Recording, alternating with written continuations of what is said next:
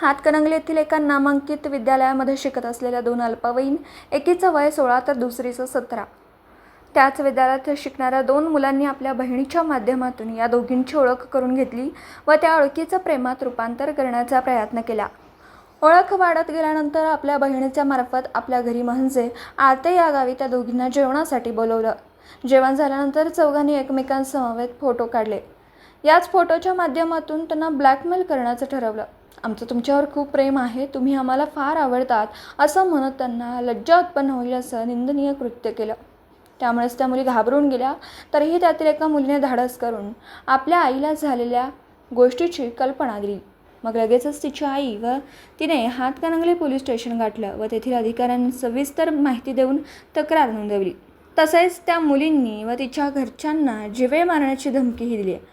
पुढील तपास हातकणंगले पोलीस अधिकारी करतात. अशा घटना वारंवार घडत असल्यामुळे लोकांच्या मध्ये भीतीचं वातावरण पसरलं. तरी वरील आरोपींवर कठोर कारवाई करून त्यांना योग्य ती शिक्षा व्हावी अशी चर्चा नागरिकांमध्ये होतीये.